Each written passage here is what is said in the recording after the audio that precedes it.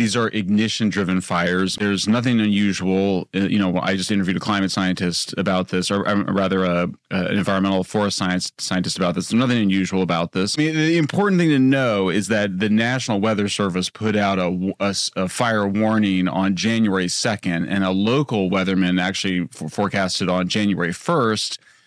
They said we're headed towards a super dangerous moment.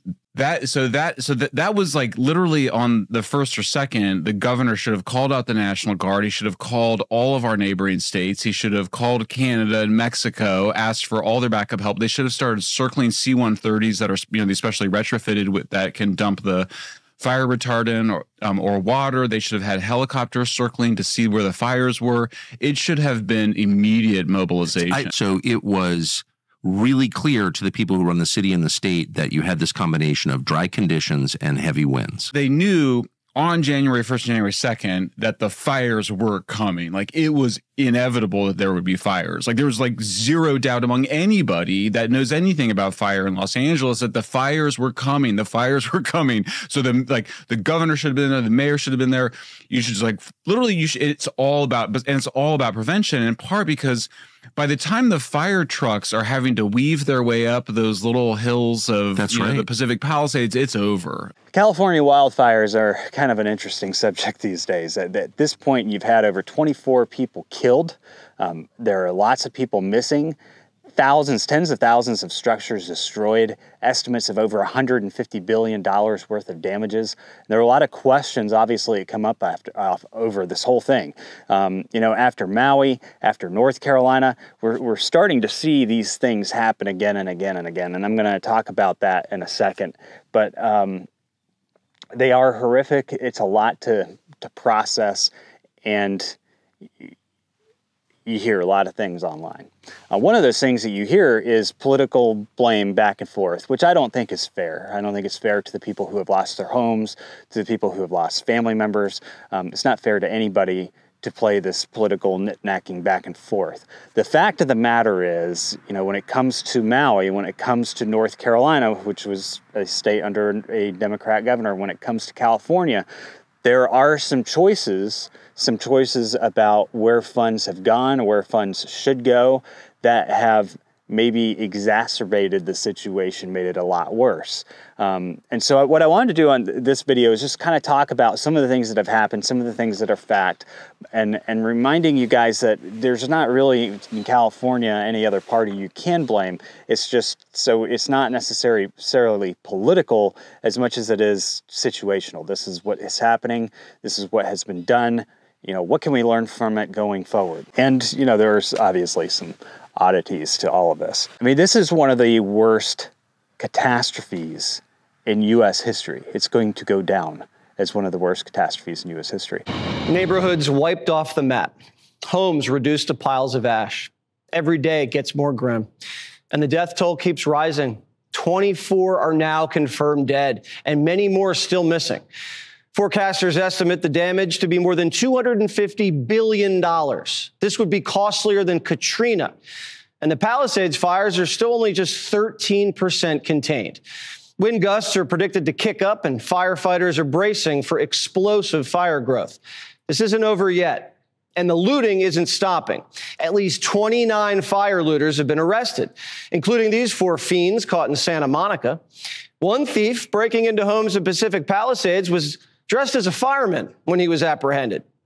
Nothing is sacred. Jewels, precious heirlooms, even someone's Emmy was stolen. What I find interesting about this catastrophe is that, and this is one of those things that was thrown out there, State Farm had cut or stopped renewing insurance for households prior to the fire, and they did. I mean, this goes back a year or two. If you go back over the last 4 years, though, there have been 12 U.S. insurance companies who have actually stopped insurance services to a lot of the properties in California. An insurance crisis, and it's one of California's own making. In 1988, California voters passed Proposition 103, a textbook example of the left-wing love affair with government price controls and heavy regulation. Under Prop 103, insurance companies have to get government approval before raising rates. The red tape hasn't allowed insurance prices to keep up with insurance losses. And over time, that imbalance causes the entire system to collapse. As you can see here, major players like State Farm and Allstate have pulled back on writing insurance, leaving thousands of homeowners scrambling for alternatives. That's where California's state-run insurer of last resort, the FAIR Plan, comes in. But here's the problem. The FAIR Plan is woefully underfunded. It has about $700 million in reserves, but the Pacific Palisades fire alone represents a $6 billion liability. The math just isn't adding up. And California homeowners and taxpayers, as a result, may be on the hook. And a lot of it is because of the high risk. Even if they raised, their costs because of the amount of inflation and everything else, there's no way of financially making it work to something where somebody could afford the insurance and carry the insurance. So a lot of these insurance companies just said, you know what, we're not renewing in these areas because it's just too risky. And maybe in the future we're going to have to see people make decisions on where they live based upon the fact of whether or not they can get insurance to cover their house. Is that a risk you're willing to take or not take? And some might say that's a bit, steering, but the other choice is that we end up with some sort of government insurance program, which I can tell you is a lot worse. So I don't like the idea of that, but I do recognize that there's, some craziness going on there with insurance. Now, if you didn't have insurance on your property, obviously it's not going to be covered. We're dealing with a myriad of issues. I was just talking to Josh Green, the governor down in Hawaii, who had some ideas around some land use concerns he has around speculators coming in. Why is the governor shimmying around like that with a smile on his face? What kind of presentation is that? FEMA, although I think they're still trying to figure out if this is a natural disaster, FEMA only supports natural disasters and illegal immigrants coming across the border. But FEMA typically comes in with temporary housing solutions after a catastrophe. So that would be like trailers. They're not going to fund the entire loss of your house. There's going to be a significant amount of loss that is irreplaceable in LA. And that's just the facts of it. There was a significant amount of loss in the North Carolina mountains, a community we are close to and we try and do the most that we can for. But that loss is not going to be covered by insurance. That loss is not going to be covered by the government. You guys need to stop thinking you can rely on other people to cover your losses when these things happen. It's going to come down to what communities can do for each other, and that's going to come down to what you do for your community. So let's talk about this, but first, a real quick note from Yanasa Trading Co. Yanasa Trading Co. is our retail business that keeps this channel alive. Ancient eras and natural selection have refined and tailored pristine fibers with the resilience for today's days. Evolving beyond the last ice age, bison wool is nature's most dependable activewear. Buffalo Wool Company, 100% proven by nature, 100% American made. Check out the Buffalo Wool Company collection at yanasatradingco.com. As I said, Yanasa Trading Co. keeps this content going. We are running right now a campaign to upgrade all of our equipment. This is a necessary thing to be able to keep our content going. I hope you contribute to that campaign. Links are down below. Check it out. So back to the point of today's story, let's tackle the first political point directly that's been brought up, and that this is politics. People don't realize this when I talk about it, but it is politics. That's climate change. You've probably heard a lot of climate reporters. They even label themselves that way on LinkedIn and other places these days. I'm a climate reporter. Okay, well, what are you reporting on? The changes in the environment? But anyway, so you've heard a lot of climate reporters blaming these fires on climate change. That is misinformation that has absolutely no scientific basis to it whatsoever. And then they'll blame, reservoirs being empty on climate change. That is also not factual information. That is mismanagement by the state of California, and I'm going to get into that in just a second. I don't know what he's referring to when he talks about the Delta smelt and reservoirs. The reservoirs are completely full of the state reservoirs here in Southern California. That mis and disinformation, I don't think advantages or aids any of us. We do know, though, from reporting here locally that one reservoir that serves the Palisades was not full. And that's exactly what triggered my desire to get the investigation, to understand what was happening with that local reservoir. That was not a state system reservoir, which the president-elect was referring to as it relates to the Delta and somehow connecting the Delta smelt to this fire, which is inexcusable because it's inaccurate, also incomprehensible to anyone that understands water policy in the state. To give you guys some perspective, California is typically a rather arid environment. This past year, they've seen 132% of their normal rainfall. So they're up 32% in rainfall totals for the year. So it's a lot less dry than it typically is in a typical year. They're up 168% in snowpack, which is also significant because snowpack offers a lot of opportunities for water. Of course, Gavin Newsom feels that they've had plenty of water. He's been offered on numerous occasions ways of expanding the amount of water that they have. This is a true tragedy, and it's a mistake of the governor, and you could say the administration. They don't have any water. They didn't have water in the fire hydrants. They don't have water. And yet they have, the water comes from, you know where? Up north. And it comes down at levels, they give millions and millions of barrels of gallons of water that they have, and they send it out into the Pacific. For the Pacific, it's like a drop, it's nothing. But for California, it would take care of the whole state. So what's happened is a tragedy, and the governor has not done a good job. With that being said, I got along well with him. When he was governor, we worked together very well, and we would work together. I guess it looks like we're going to be the one having to rebuild it.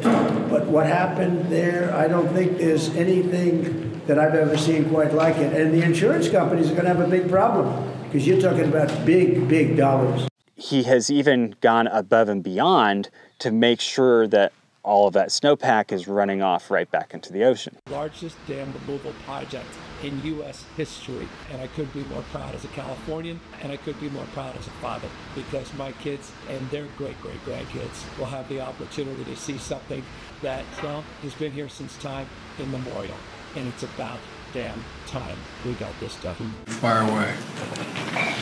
No pun intended. Indeed. So regardless of what the climate theorists think, number one, California is nowhere near as dry as it normally is at this current time. And number two, they do have adequate water resources. How they manage them, how they get to them is a whole other story. That comes down to management. It comes down to how what are the values of your community.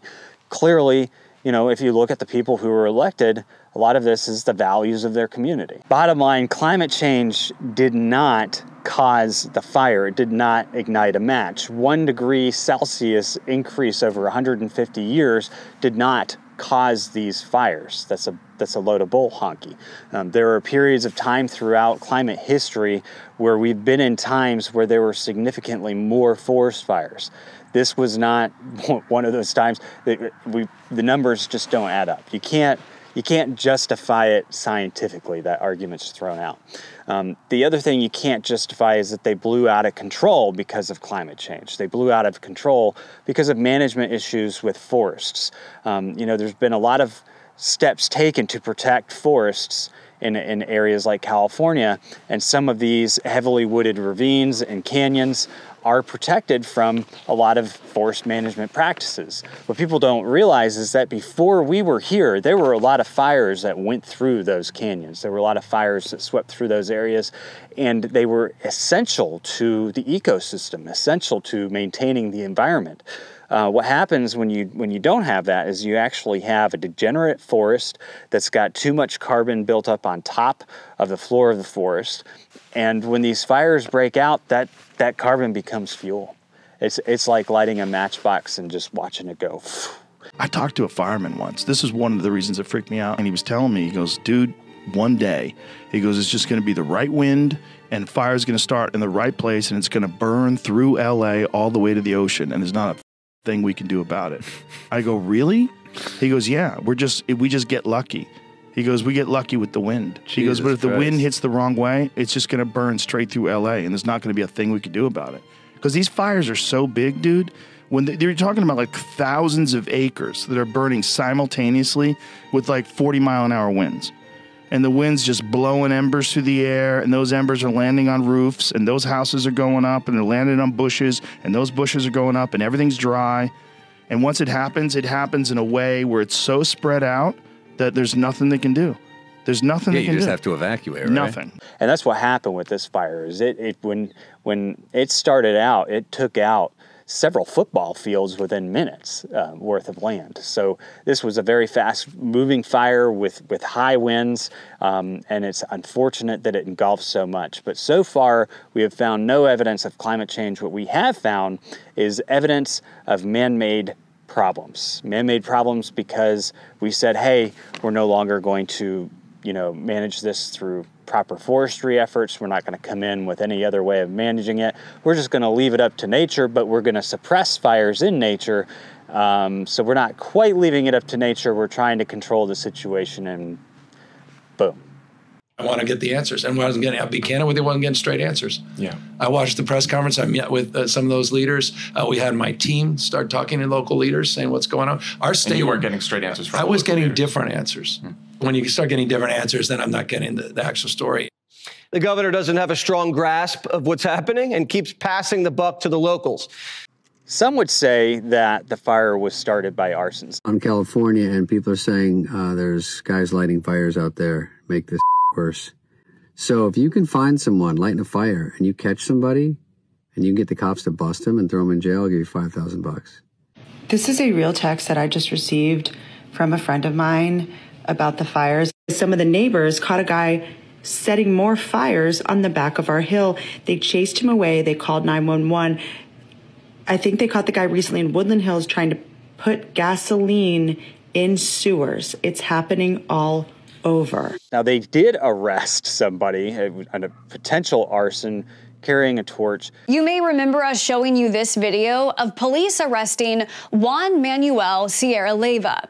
He was chased and taken down by residents after they allegedly saw him torching old Christmas trees and debris with a blowtorch. Turns out that he was an illegal immigrant from Mexico. They arrested him. There were videos of citizens trying to stop this guy on his bike, trying to keep him from getting away. The police eventually take him into custody. They arrest him based on probation charges because he was violating his probation. But either way, he's illegal. Because of California's sanctuary laws, they think that he will actually be released from jail. They just caught somebody, we're pretty sure was lighting fires, walking on with a blowtorch. They let him go. They don't have enough evidence to pin arson on him yet. It's still an active, ongoing investigation. But they're still trying to figure things out with this guy. But because of the sanctuary laws in California, I would be willing to put money on it, he will be released before he's ever charged with anything. Now, why somebody would want to come over here as a refugee and burn the country that he is escaping to, I have no idea. I don't know how these people think. My thought process is that that's not the reason why he came here. But I'm going to make a lot of people mad if I say that. And there's a lot of people out there who are going to say, well, he still hasn't been charged yet. If you read through the entire storyline of everything that's happened, a lot of it is circumstantial, but a lot of it does point to arson. So just because the police can't gather enough evidence and the fact that they can't detain him long enough because of the sanctuary status of California, that is a problem with law enforcement within the state of California. If they could detain him long enough to be able to get the evidence and come up with a conclusive way of charging him that will stick, I'm sure that they absolutely would. What they don't want to do is charge him, it not stick, and then not be able to pursue it. So it's a sticky situation. Yeah, there's something weird about that whole scenario. There were other people talking about the Palisades fire starting in somebody's backyard, and this guy Chaudhry actually saw smoke in his backyard, and then within minutes it was this massive fire coming out. Now his backyard backs up to the wooded valley where the fire started, and it's actually happened on numerous occasions in the past that the homeless population has accidentally set fires to that valley and another valley in California. The other one is homeless people starting fires all over LA. Half of all fires put out by the LA Fire Department are started by homeless people. It's been that way for years. Why do homeless people start fires? Well, it turns out meth heads love to start fires. There's just every drug has its kind of weird element to it, but meth heads love starting fires. They love destroying things. Like meth is like the drug of nihilism. So it's like perfect drug for LA and California at the moment. So these are not cooking fires. They could be cooking fires. But starting fires to destroy things. For sure. Meth addiction. Oh, yeah, for sure. But it's not evil or anything. No, totally fine. Yeah, what could go wrong? But isn't classically starting fires and torturing animals, aren't those like signs of sociopathic behavior? Yeah, I mean, for sure. I mean, look, meth makes you makes you psychopathic. It makes you psychotic. It's meth-induced psychosis. But I mean, and all the crazy. I mean, people behave. I mean, things that people do on meth. I mean, it's like they behave with like superhuman crazy powers. The levels of violence. The assaults, when you interview people, particularly people in recovery that describe being on meth, I mean, they're just awake for like weeks at a time. Like it's not even clear how they get any sleep at all. So that madness has continued. And, and Mayor Bass, who's so just to isolate what you're saying and just to pause I think it's a really important point. Fires, at least half of fires in LA County are started by homeless people. Yeah. And you believe that's driven by their use of a specific drug, meth? Not totally. I mean, I think homeless people are going to often start fires for a lot of different reasons. I mean, drugs can start fires, but the meth heads are like into fire. Like it's a big part of meth culture. It's just starting things on fire. No one sees this in theological terms. It's like this. I know, it's amazing. Well, it is amazing. Yeah. No, it's satanic. I mean, you kind of go, it's totally satanic. I mean, it seems about as obvious as it could be. Yeah. It's awful. So, but you kind of go, I mean, so first of all, that problem should have been dealt with obviously years ago. It should never have been allowed. So, but that they knew on January 1st, January 2nd, that the fires were coming. Like it was inevitable that there would be fires. Boom. It's like another matchstick going off. Now, luckily, the state of California has invested, I think it was over $40 billion or something into taking care of the homeless population in the state. It's gotten significantly worse since that investment. And from my understanding, nobody's been able to get an audit on it because Newsom doesn't want it audited. So we don't really know where those funds are going, but I'm sure that they are going to solve the homelessness problem that has caused numerous fires in the past. We don't have all the evidence here. We don't know everything that has happened, but what we can conclude from looking at everything that's been going on, the numerous reports of arsons in the area and arson threats and people getting arrested. I mean, there's not just that one illegal immigrant. There are others. I think that we can conclude that this is a man-made situation. This is not something that happened naturally in the environment because of climate change. Of course, climate change guys would say that that's man-made. But I think that this entire situation came about either by accident or intent by the hands of a human being or multiple human beings. A lot of these guys that do cross the border, it's a very coordinated thing. And I would think that when you're a part of that, there's certain directives involved. So anyway, I'm just going through some of the facts that have actually happened out there in California. And, the only thing that I've said so far that is just my opinion, because it definitely wasn't caused by climate change, is that this fire was caused at the hands of humans. I'm not saying whether it was intentional or not. I do think it's a rather suspicious situation. We're dealing with a myriad of issues. I was just talking to Josh Green, the governor of down in Hawaii, who had some ideas around some land use concerns he has around speculators coming in. Why is the governor shimmying around like that with a smile on his face? What kind of presentation is that? Sometimes in general, I question these not so natural disasters, Maui, North Carolina, California. And, my mind kind of leans towards intentional. We're dealing with a myriad of issues. I was just talking to Josh Green, the governor down in Hawaii, who had some ideas around some land use concerns he has around speculators coming in. Why is the governor shimmying around like that with a smile on his face? What kind of presentation is that? So another argument around this climate change theory is that the reservoirs lacked water because of climate change.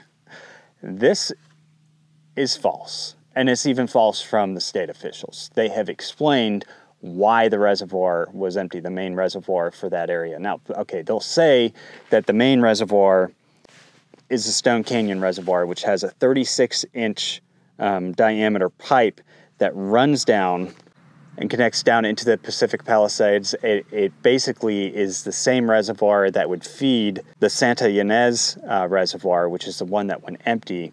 And then there's also about 3 million gallon water tanks in LA to help pressurize that system. But here's the thing, is this is a big system that was all designed. It all kind of operates off of gravity-fed pipes and pressure, right? You have to have water pressure to be able to pump water out of a system. And so shutting down the Ynez water reservoir and that holds 117 million gallons of water, okay? By shutting that down, they probably could keep pressure in the system enough to maintain, residential neighborhoods, that type of thing. There was a lot of excess water there, but the overall system was designed to have that 117 million gallon reservoir as a part of it, as part of its pressure, as part of its supply, to meet high demands like an out-of-control wildfire.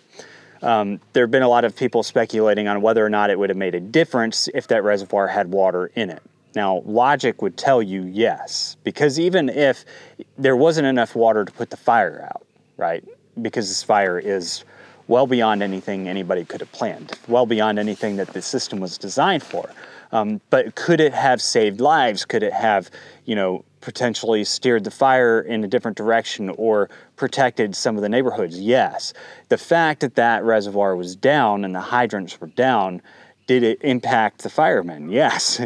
They complained about it, right? So these are all things that I think, you kind of have to consider in this, but the water runs out, right? So that was and you hear people go, oh, well, there's nothing you can do because once the homes are burned down, the water lines, you can see the pictures, the water will be spilling out, of the homes. And so that lowered the water pressure. That was a total lie. There is something called the Santa Ynez water reservoir, which is the potable water, meaning the drinking water that also goes into the fire hydrant system, because the fire hydrant, the fire hydrant system is the drinking water system. It's the same thing. It's the exact same system. That reservoir was empty, and it was the second largest of the 10 potable water reservoirs that serve LA County. Let me make one distinction here, because there's actually two kinds of reservoirs. There's the reservoir with the snowmelt water, these really big lakes, basically, and then there's that's the unpurified water, and then they purify it, and then they feed into these reservoirs where they store the water for all sorts of reasons, for emergencies. So that is an absolute crime, that Santa Ynez Reservoir. Why? Because first of all, it's right next to the Pacific Palisades. So for people that don't know, Pacific Palisades, of course, is right near. It's on your way to Malibu. It's the last big neighborhood before you get to the. And they're Palisades. They're over the water. That's right. And so they have a reservoir. You look at the Google Maps and you look at where the Santa Ynez Reservoir is, it's right next to a few thousand feet from Pacific Palisades, and it's really high up. And so if you had water coming from that, the firefighters would have had plenty of water. They would have had the water pressure, even if you had lost some homes and had the water out. So, the reason why that reservoir was down, the Santa Ynez Reservoir, is because there was a crack, not in the reservoir itself, but in the cover to the reservoir. One of the things that we think probably happened is that they had been required to have a cover for the Santa Ynez Reservoir, which is the potable water, the cover to prevent the water from being contaminated. In the old days, like the 50s and 60s, birds would poop in those reservoirs, and they would just put a bunch of chlorine in them. Right. And then we decided, well, that the water had a lot of, it still was not particularly clean, so we wanted to be cleaner. So you can just put a cover over it, which is a kind of plastic or rubber lining. It appears that there was a tear in that. They had to repair it. They should not have removed that water ever during a fire season. If you need to make that repair, you do need to drain right before you do the repair. But you would make that drain. The people that I interviewed said, look, it would take days, if not a couple of weeks, to repair it. It was empty for at least a year. And so they decided to drain the reservoir, and this was last February, to repair the crack in the cover. And because this is California, it took them until November of 2024, almost a year later, to actually find a contractor and assign the job to a contractor. So this reservoir has been empty like this for a year. It had nothing to do with climate change, had nothing to do with a lack of water. They have plenty of water. It had to do with a repair that had to be made to the cover of the reservoir. Now, Governor Newsom has stated in a letter that he posted to X that he is going to do everything in his power to figure out why that reservoir was shut down. It was shut down for complete incompetence, but that's easy to see from the outside. There's a crack in the cover, so they drained the whole reservoir. How does that make sense? But it has taken them almost a year just to assign a contractor to repair the crack, and then it's probably going to take that contractor, until now to actually start repairing the crack. That reservoir being empty had a significant impact on the firefighters' ability to put out the fire. So one reporter has reported that the firefighters had not been warned by the Los Angeles Department of Water and Power that reservoir was empty. If that's true, that's just additionally scandalous. And they invest a lot of money. I will say this, California cut $100 million statewide from fire prevention. They cut $20 million from the LA mayor cut $20 million from LA's budget. I'm sure that was, the whole town board or whatever that cut it. But they cut $20 million from those budgets. But I will say that they spend a lot of money on their firefighters, a lot of money on their firefighters' salaries. For example, the fire chief of LA, she makes over $400,000 a year. I'm super inspired. She took time out of her already busy schedule to tell us about her vision for the department's future, one that includes a 3-year strategic plan to increase diversity. People ask me, well, what number are you looking for? I say, I'm not looking for a number. It's never enough. Out of 3,300 city firefighters, only 115 are women right now. She's already looking at ways to change that. She's quick to point out that doing so has a greater purpose, attracting the best and brightest for the job. They feel included, they feel valued, and they feel part of a cohesive team. The chief also checks another box when it comes to inclusivity and diversity at this department. She's a proud member of the LGBTQ community. That just kind of opens the door of people that thought, wow, I didn't even know that was an opportunity for me. And the DEI chief, the person who's in charge of DEI hiring, makes just under $400,000. It's like $399,000.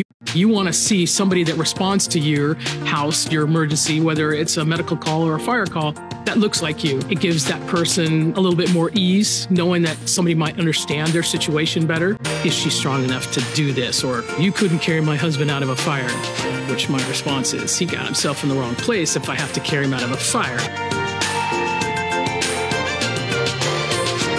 A captain on the LA Fire Department with overtime pay makes over $800,000 a year. So these guys, they're paying top dollar for what they consider their top talent. And I think they're worth every penny. Is she strong enough to do this? Or you couldn't carry my husband out of a fire, which my response is, he got himself in the wrong place if I have to carry him out of a fire. I'm not trying to be critical here, but I am trying to point out a couple things. You have a reservoir of water that was designed to be a part of a much larger system to keep your residents not only with water to drink, but safe. And you're out spending money on these DEI policies and DEI hiring strategies, and this is what happens. And this is where I think that there's a difference in opinion of policies of where money should be going, where money should be spent.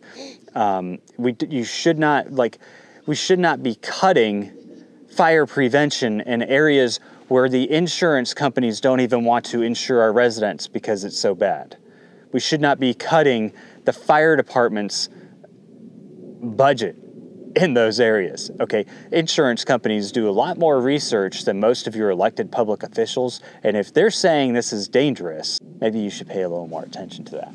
Common sense here, folks. And you know, they're doing with the amount of money that they are paying these people, they ought to be able to have the best merited firefighters.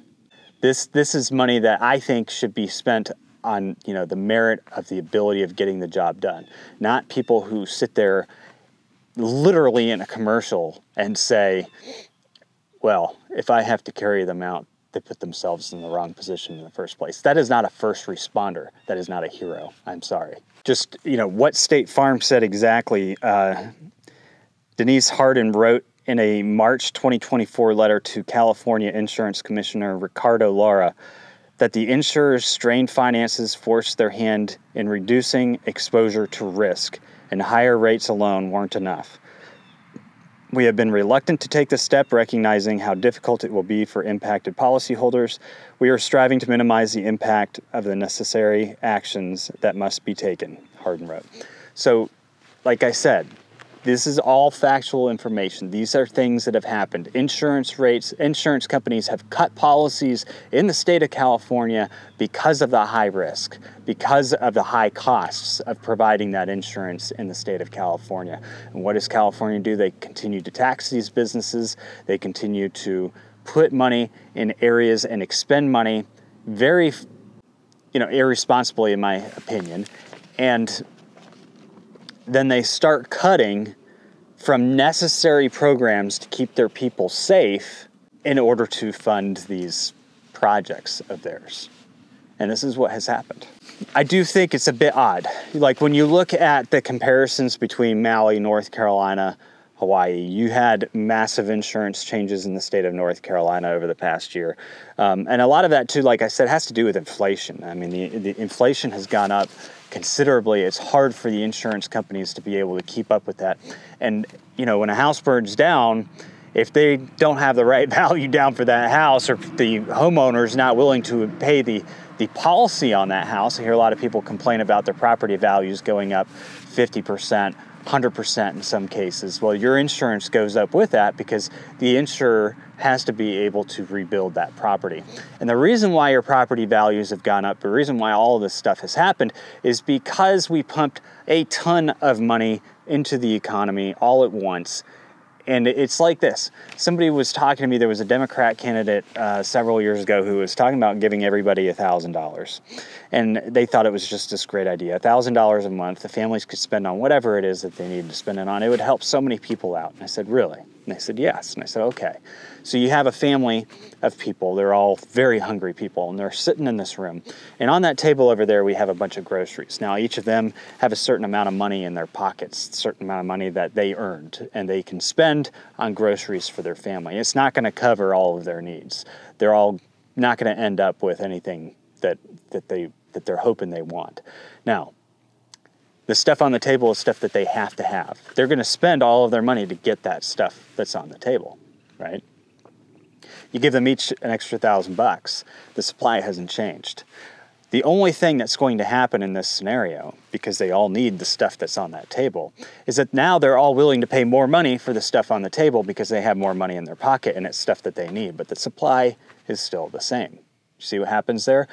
The price of the food goes way up because we gave a bunch of people free money. That's essentially, in a nutshell, and a dummy's way of putting it, what happened in the U.S. economy when Biden took office. And that is why we had this high inflation, and that is why insurance companies can't keep up. Like when these changes happen, it's really difficult. You know, farmers talk about this all the time. It's really difficult to pass those expenses directly onto the consumer. There is a time of reckoning kind of where it takes us to be able to pass on those costs. And so insurance providers are no different. There's a time and period in which it takes for them to be able to catch up, for them to be able to maintain the costs and therefore the risks of insuring those households.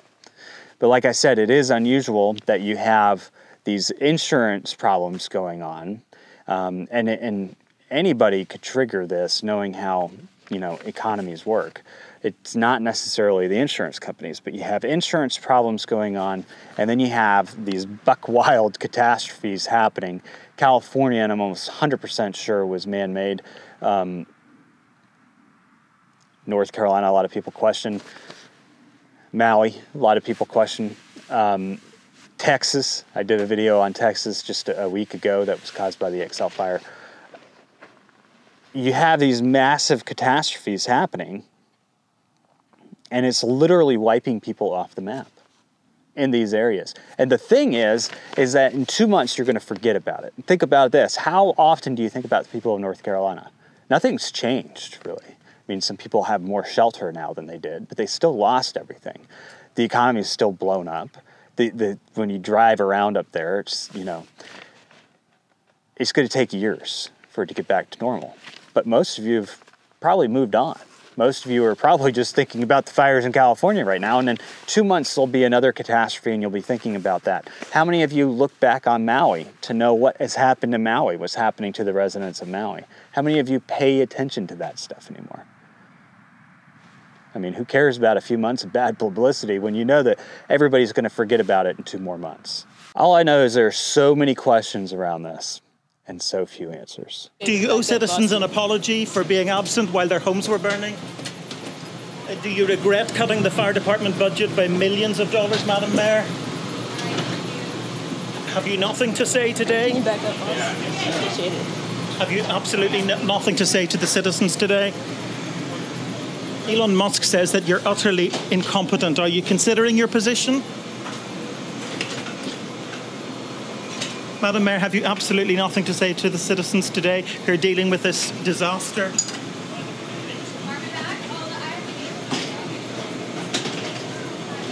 No apology for them?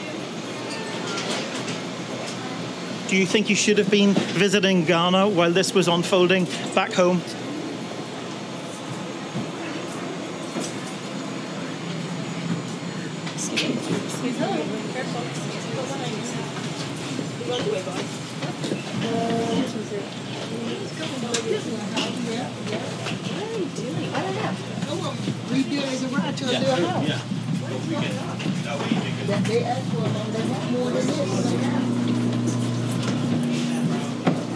Madam Mayor, let me ask you just again, have you anything to say to the citizens today as you return? No. They're gonna come.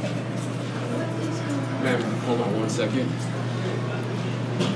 Madam Mayor, just a few words for the citizens today as you return to deal with the catastrophe. Can you take this down?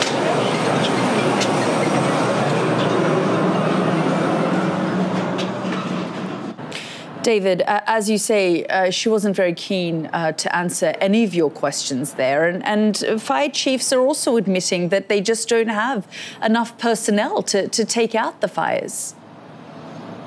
Yeah, they're fighting all sorts of challenges. They're talking about a water shortage. There are reports of fire hydrant failures. They've been unable to use firefighting aircraft for much of the day due to the smoke that is billowing ominously from the hills where the wildfires are raging. And I suppose despite that political storm, this is, of course, at its heart, a human story, because we've now 80,000 people evacuated. Tens of thousands of others are on standby to be evacuated. 2 lives have been lost in the Eaton fire, which is what's causing the consequence behind us. The city's iconic landscape almost shrouded completely by the smoke. And they're really just taking it one step at a time, hoping at some stage the wind's going to change direction or to die down, and that they're going to be able to get this fire under control. You know what's crazy?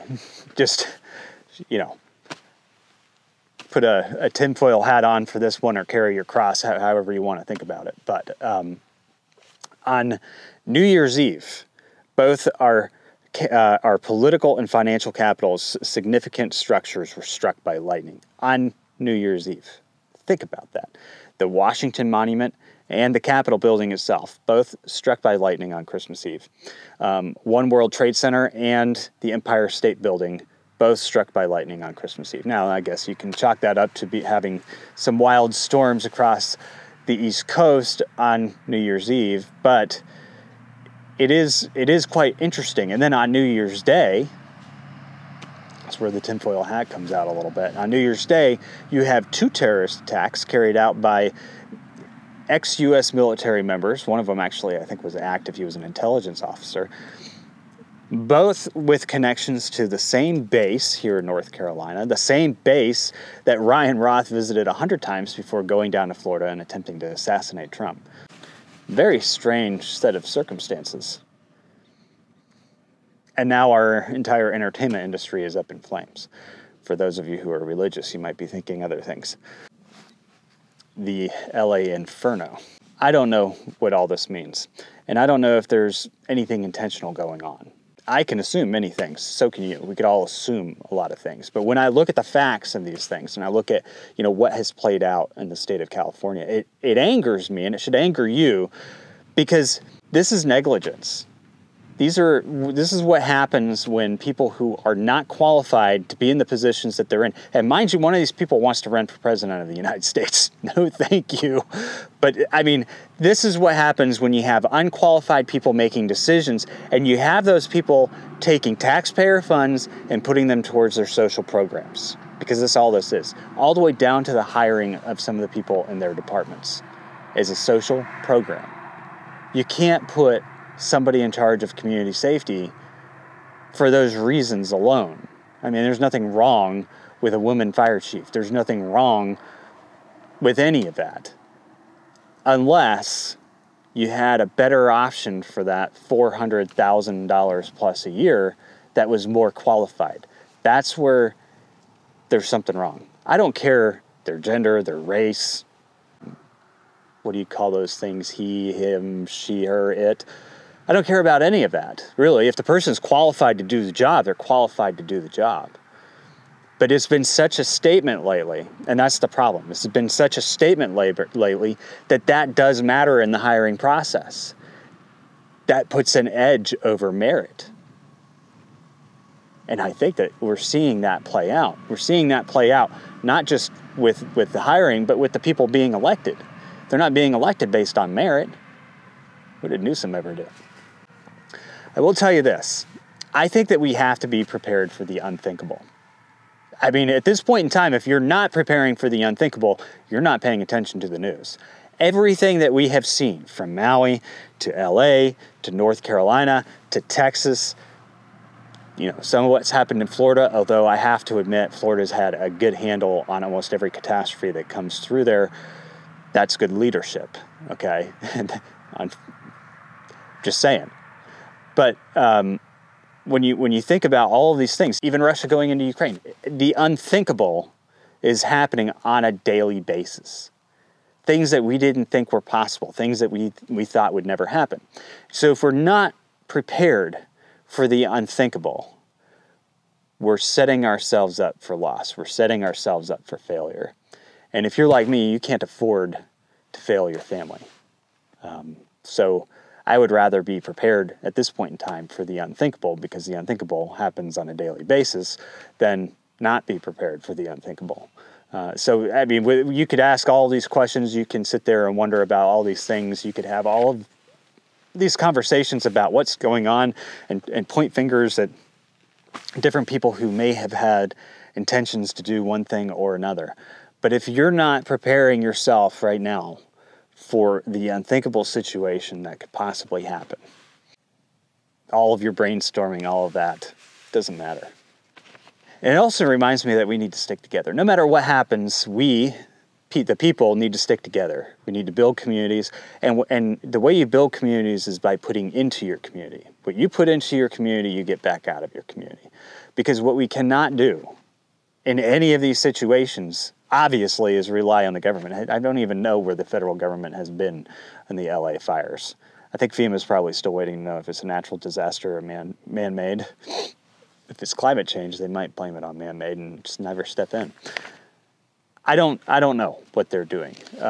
I've heard about the National Guard there, but that's also the state's National Guard. So in any case, we cannot rely on others to take care of us. What we can rely on is, on a smaller scale, our communities, our networks, people who we build relationships with, we barter with, we have agreements with. That's what I think, builds strong people. I think ultimately strong communities build a strong nation. At some point in time, we have gotten to this mindset that a select handful of the elite are the best people to take care of all of us.